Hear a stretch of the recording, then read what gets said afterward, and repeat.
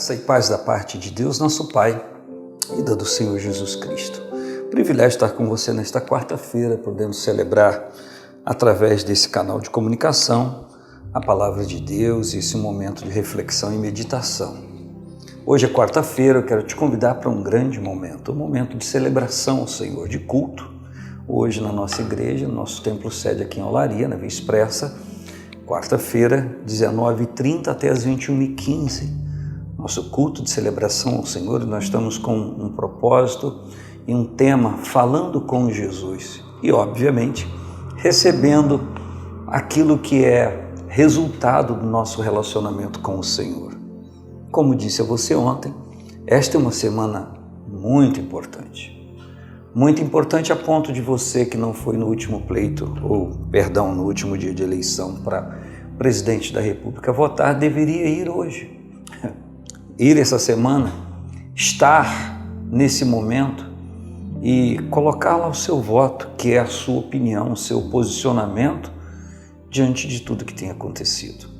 Isso, com certeza, vai ser muito bom para o nosso país, muito bom para a nossa cidade e o nosso estado, mas muito bom para você em relação à sua própria consciência de dever cumprido, de colocar lá a sua opinião sobre o que está acontecendo.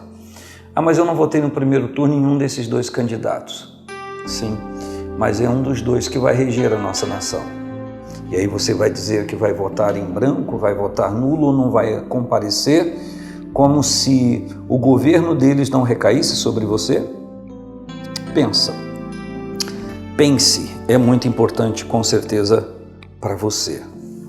Eu quero hoje celebrar com você um texto da Palavra de Deus que tem sido observado, olhado nesses dias e faz parte de uma forma muito intensa da nossa vida e desde quando o mundo é mundo, como se diz, e o ser humano existe. Capítulo 4 de Filipenses, versículo 8.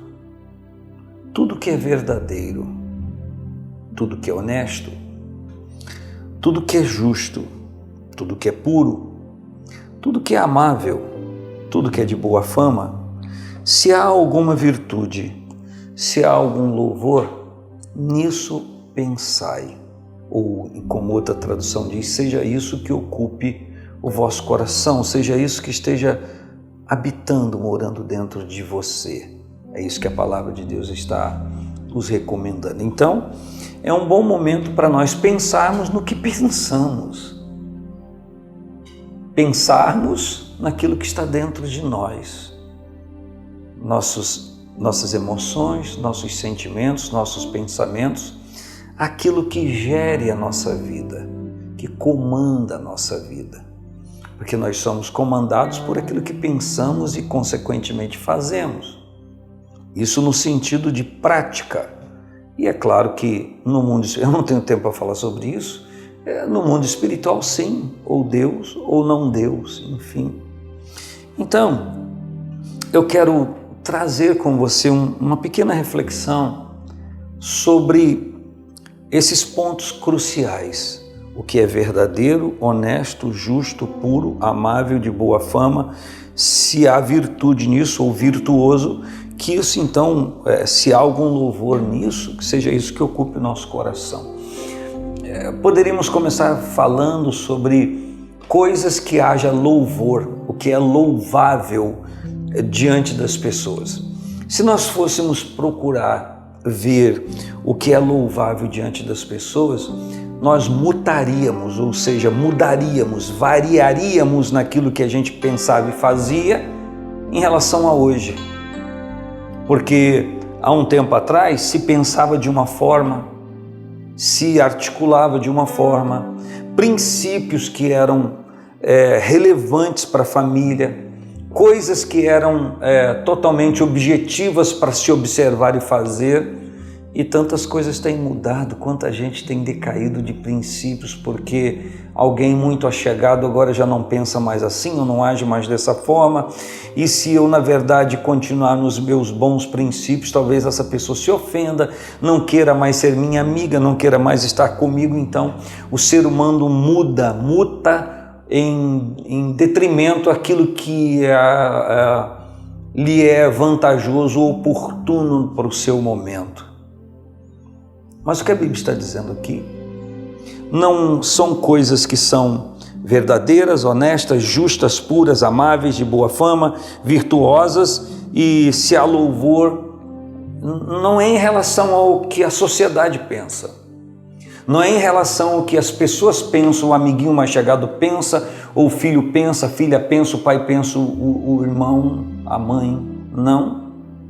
É em relação ao que Deus pensa, o que a Bíblia diz. E o problema nosso é que por conta de tantas novidades, tantas mudanças no que as pessoas pensam, falam e praticam, se choca com um Deus imutável. Porque todas as coisas que eu penso e mudo, significa que a minha forma antiga de pensar não era boa ou não era melhor, e agora eu descobri uma melhor. Esse é o problema. Deus é bom, não há falha nele. Por isso que ele não muda e suas leis não mudam. Por isso que ele é imutável. É um princípio de segurança para mim e para você. Porque eu posso me segurar na palavra dele hoje, que amanhã vai ser a mesma coisa. Mas a sociedade não. O que o filho pensa, a filha pensa, a professora de colégio, o pai, a mãe, o patrão, o empregado, sofrem mutações dependendo do interesse da pessoa naquele momento. Mas Deus não. Deus não muda porque os seus princípios são excelentes. O que Deus faz é primoroso. O conceito divino acerca daquilo que ele faz é muito bom. Quando ele criou as coisas, ele foi dizendo isso é bom, isso é bom, isso é bom. Quando ele criou o homem e concluiu toda a criação, ele disse isso é muito bom.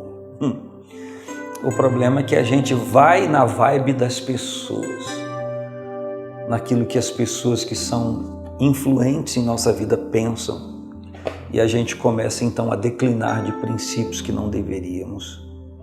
E aí, como diziam alguns antigos e do interior, a vaca vai para o brejo. Por quê?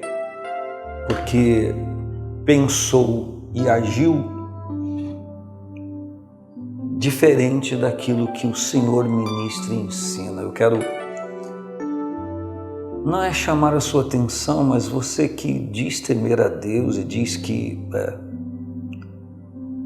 releva a palavra de Deus em autoestima para a sua vida e que Cristo é o seu Salvador e Senhor, como que nós podemos mutar tanto, seguir a sociedade? Como que a sociedade vai influenciar a nossa maneira de pensar e até da igreja, se deveria ser o contrário? Não diz para mim, não diz para você, pensa sobre esse assunto. Então, isso é um filtro que eu devo colocar, o que eu penso, as minhas teses, teorias, a maneira como eu sou influenciado nessa geração, que a Bíblia chama de geração adúltera e pecadora. Até que ponto eu estou confinado nela e manipulado por ela?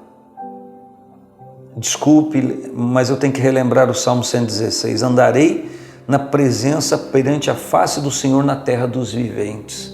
Tem muita gente que continua andando na terra dos viventes, mas já perdeu o caminho da presença de Deus. Não é porque você compreende uma pessoa próxima a você, que você ama, que está agindo tão estranhamente. Não é esse o caso. É o caso não só de compreender, mas começar a entender como não tendo problema algum. Natural, normal, não tem problema. Uma coisa é o que é natural e outra coisa é o que é normal. Tem uma discrepância bem grande se formos pensar sobre isso. Mas o que está ocupando a sua mente hoje?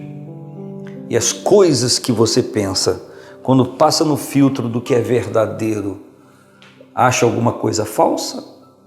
Quando passa no filtro daquilo que é honesto, filtra alguma coisa que é desonesto? Quando passa no filtro do que é justo, aparece alguma coisa injusta. Quando passa no filtro da pureza, aparece algo impuro. Quando passa no filtro daquilo que é amável, aparece alguma coisa odiável. Quando passa no filtro daquilo que é de boa fama, aparece alguma coisa que é de má fama. Quando passa no filtro daquilo que é virtuoso, aparece alguma coisa que não seja. Quando passa no filtro daquilo que é louvável, aparece alguma coisa contrária. Eu estou falando sobre o prisma da palavra de Deus e daquilo que Deus nos quer comunicar e falar. Isso é importante? Não é importante, isso é substancial, isso é muito mais que importante. Isso é imperativo na nossa vida. E se você diz temer ao Senhor, se você diz honrar ao Senhor, então, pastor, essa palavra sua tem perspectiva política? Não, ela tem perspectiva bíblica. Na hora de você for apertar o confirma lá, lembre-se que aquilo que você vai apertar confirma, não desassocia isso aqui. Isso parece ser contraditório, porque não há em pessoa alguma o sinete da perfeição. Mas talvez seja o momento da gente apertar o confirma, o verdinho, pelo descarte.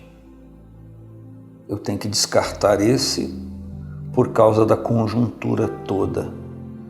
Embora eu vá confirmar esse não seja o ideal, porque não tem homem ideal, pessoa ideal, mas esse fere menos e é esse que vai governar o nosso país, então eu vou optar por esse. Todas as nossas decisões no plano terreno têm a ver com o que a gente pensa sobre as questões do reino de Deus. E a gente vive dizendo, venha a nós o teu reino. Quando o reino de Deus vem a nós, ele começa a eliminar aquilo que não faz parte do reino de Deus. Então que seja por eliminação. Um grande abraço, paz do Senhor Jesus.